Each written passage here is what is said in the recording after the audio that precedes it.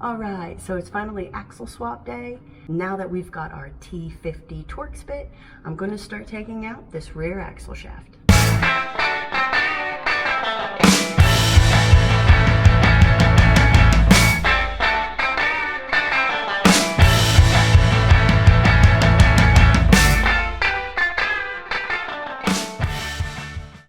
And we have success. Whew, that was rough. Next up, shocks and control arms.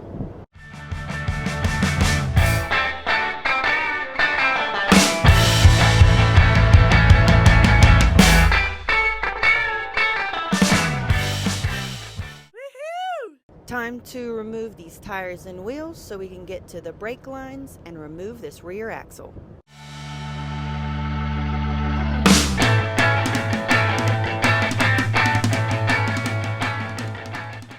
But you ain't got no legs, Lieutenant Dane.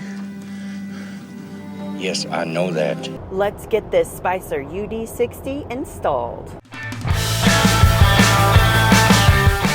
First, we must get the axle into position, connect the control arms, the shocks, and then squeeze in those springs.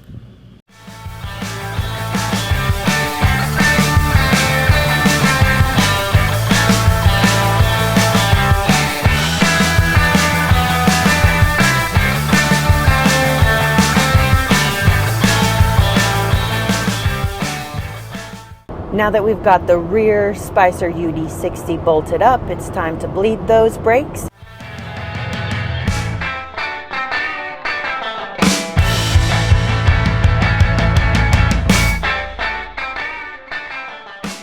Now let's see what she looks like on 42s. You got new legs. Yeah, I got new legs. Now that we've got the rear Spicer UD60 in, let's start on the front.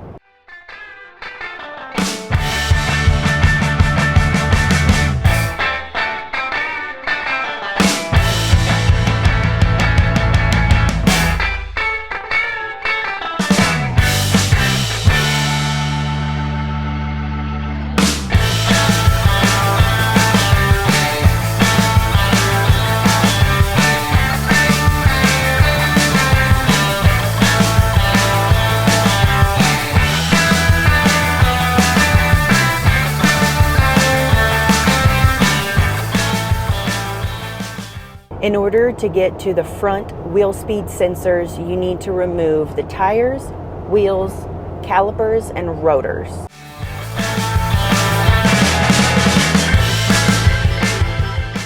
So we've got one axle all the way out, one axle mostly out. So we're pretty exhausted. We're gonna come back tomorrow and finish it up. But first, look at it. The next morning. Just a few more bolts and then this front axle's out. Now it's time to prep the RPM steering and scooch the axle into place.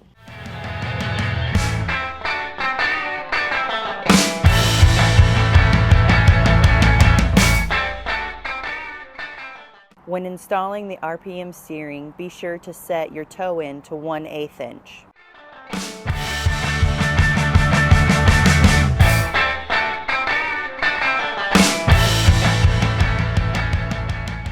When installing the upper control arms, we used a bottle jack on the pinion in order to set the caster to 4.8 degrees, which is optimal for ride and handling quality.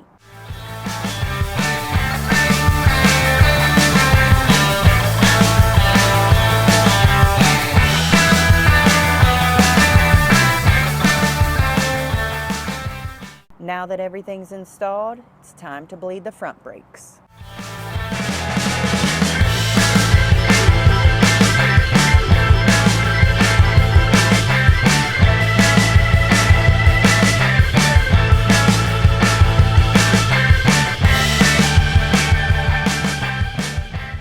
Now that the Dana 60s are in, let's get these tires and wheels mounted.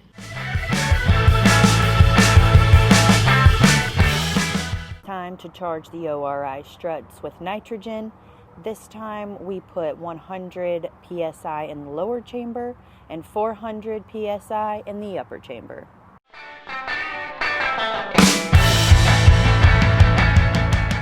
One of the last steps is installing the Adams front drive shaft.